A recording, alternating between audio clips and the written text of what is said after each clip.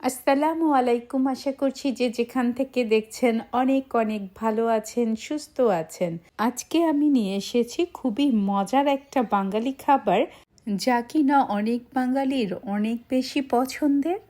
তা হচ্ছে ৩ রকমের শুটকি দিয়ে মিষ্টি কুমড়ো শাক, সাথে ২টো আলুও দিব। চলুন তাহলে শুরু করা যাক মজার এই রেসিপি। এখানে আমি মিষ্টি কুমড়োর শাক নিয়ে নিয়েছি। এই শাকগুলো আমার গাছের শাক, একদম ফ্রেশ, পুরোপুরি কেমিক্যাল ছাড়া, একদম ফ্রেশ, এখনই কেটে নিয়ে এসেছি। আর যা নিব তা হচ্ছে ৩ রকমের শুটকি। এখানে আমি লইটা শুটকি, ছোট মাছের শুটকি আর নিয়েছি চিংড়ি শুটকি। এই শুটকিগুলো একদম ফ্রেশ, কোনো ধরনের ময়লা অথবা পোকা কোনো কিছুই নেই। এই শুটকিগুলো এসেছে মালয়েশিয়া থেকে। শুটকিগুলোকে তবুও আমি ভালো করে পরিষ্কার করে একটু ভেজে নিয়েছি। এবার পানি দিয়ে ভিজিয়ে রাখবো কিছুক্ষণ। যেহেতু লইটা শুটকির ভিতরে একটা বড় কাঁটা রয়েছে, তাই আমি সেই কাঁটাটা বের করার জন্য কিছুক্ষণ পানিতে ভিজিয়ে রাখবো। কাঁটাটা না ফেলে দিলে কেমন যেন কাটা কাটা লাগে, যেটা আমার কাছে ভালো লাগে না। আর এই শুটকির রেসিপিতে আমি দিয়ে দিব 2টো আলু। এবার চুলায় একটা কড়াই দিয়ে দিয়েছি, তাতে দিয়ে দিলাম 2 টেবিল চামচ সমান সরিষার তেল। এই রেসিপিটা পুরোপুরি সরিষার তেল দিয়েই রান্না করব।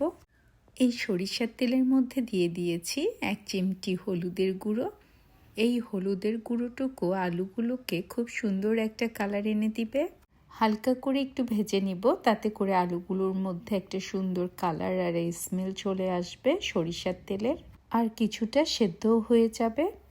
আমি রান্না শুরু করার আগেই আলুগুলোর ছাল ছিলে খুব সুন্দর করে ধুয়ে কেটে নিয়েছি। শাকগুলোকেও একইভাবে ধুয়ে কেটে নিয়েছি। কেউ যদি আলু পছন্দ না করেন, সেক্ষেত্রে কাঁঠালের বিচি দিয়েও এই কারিটা তৈরি করতে পারেন, অসম্ভব মজার হবে। আলুগুলো খুব সুন্দর করে ভাজা হয়ে গেছে, একটা সুন্দর কালারও চলে এসেছে। এবার আলুগুলোকে একে একে উঠিয়ে নিব। আলুগুলোকে উঠিয়ে নেওয়ার পরে এই তেলেই আমি দিয়ে দিব 4-5টা শুকনো মরিচ। মরিচগুলোকে খুব সুন্দর করে ভেজে নিব। ঝালটা আপনাদের স্বাদ মতোই দিয়ে দিবেন। এই কারিটা একটু ঝালঝালই ভালো লাগে। খুব সুন্দরভাবে ভাজা হয়ে গেছে। এবার দিয়ে দিলাম 2টো পেঁয়াজ কুচি। পেঁয়াজগুলোও খুব সুন্দরভাবে মরিচের সাথে ভেজে নিব, তবে খুব বেশি ভাজবো না। যখন হালকা একটু হলুদ রং হয়ে যাবে, পেঁয়াজগুলো একটু নরম হয়ে আসবে, তখনই পেঁয়াজগুলো সাইড করে মাঝখানটা ফাঁকা করে সেখানে দিয়ে দিব আরও 2 টেবিল চামচ সরিষার তেল।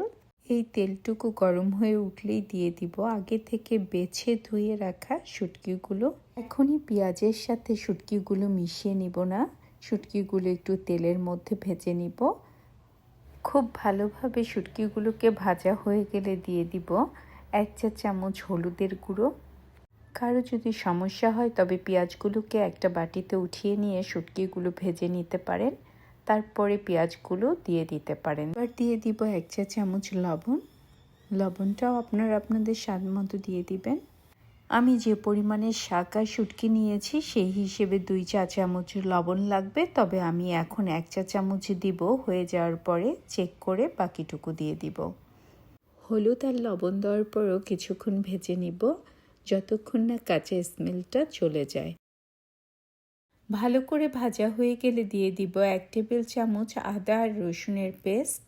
আপনারা চাইলে রসুনটা গোটাও ব্যবহার করতে পারেন, তবে আমি এখানে পেস্টটাই ব্যবহার করব। আদা রসুন দেওয়ার পরেও কিছুক্ষণ ভেজে নিব, যতক্ষণ না কাঁচা স্মেলটা চলে যায়। এরপরে দিয়ে দিব 1 চা চামচ জিরার গুঁড়ো। একইভাবে শুটকির সাথে ভেজে নিব কিছুক্ষণ। আমি এখানে আর কোনো মশলা ব্যবহার করব না। এবার সুন্দরভাবে সমস্ত কিছু ভেজে ভেজে পেঁয়াজের সাথে মিশিয়ে নিব।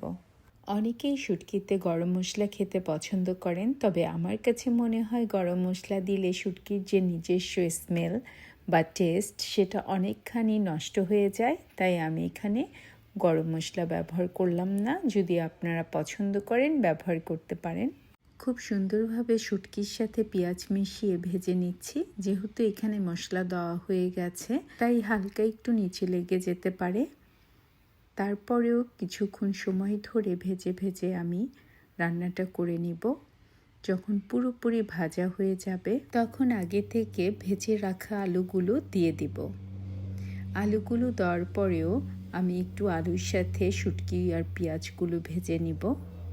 যখন খুব সুন্দরভাবে আলু, শুটকি, পেঁয়াজগুলো ভাজা হয়ে যাবে, দিয়ে দিব আগে থেকে কেটে বেছে রাখা সেই মিষ্টি কুমড়ো শাকগুলো।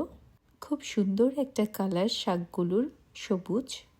এই শাকগুলোর সাথে পেঁয়াজ আর শুটকিগুলো খুব ভালো করে নেড়ে নেড়ে মিশিয়ে নিব।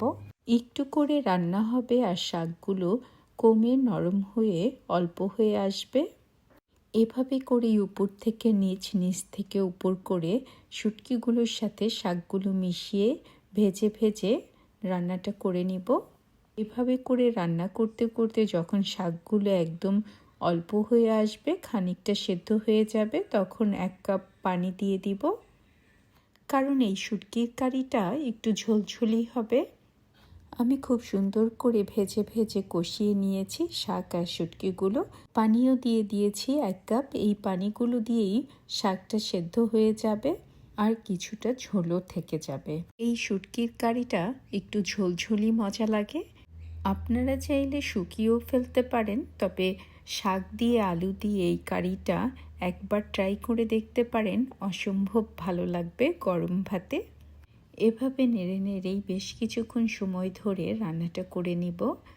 কারণ শাক হতে তো খুব বেশি সময় লাগে না, তাছাড়া শাকগুলো একদম ফ্রেশ। আর আলুটাও আমি খানিকটা ভেজে নিয়েছিলাম, সেই সময়ে বেশ খানিকটা সেদ্ধ হয়ে গেছে। এবার বাকিটুকু সেদ্ধ হয়ে যাবে। আর এখন দিয়ে দিলাম 1 চা চামচ লবণ। আগে আমি 1 চা চামচ লবণ দিয়েছি, এবার চেক করে দেখে বাকি 1 চা চামচ দিয়ে দিলাম। আর দিয়ে দিয়েছি 5টা লাল মরিচ।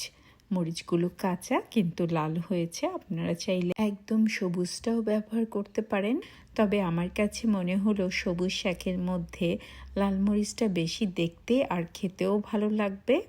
যেহেতু শুটকিও রয়েছে, একটু ঝাল ঝাল না হলে কিন্তু ভালো লাগবে না। এবার অল্প কিছুক্ষণের জন্য ঢেকে দিব। এবার ঢাকনাটা নামিয়ে নিলাম। শাক, আলু আর শুটকি খুব সুন্দরভাবে হয়ে গেছে। দিয়ে দিলাম 1 টেবিল চামচ সরিষার তেল। এই কাঁচা সরিষার তেলটা একটা সুন্দর স্মেল নিয়ে আসবে এই শুটকির কারিটাতে। তৈরি হয়ে গেল মজার শুটকি কারি। কিছুটা একটা সার্ভিং বলে নিয়ে নিয়েছি। তৈরি হয়ে গেল অসম্ভব স্বাদের মিষ্টি কুমড়ো শাক দিয়ে শুটকি মাছের কারি। যদি আমার এই চমৎকার মজার শুটকি কারির রেসিপিটা আপনাদের ভালো লাগে, তবে অবশ্যই একটা লাইক, কমেন্ট অ্যান্ড সাবস্ক্রাইব করে আমার পাশে থাকবেন। আপনারা সবাই অনেক অনেক ভালো থাকবেন। আল্লাহ হাফেজ।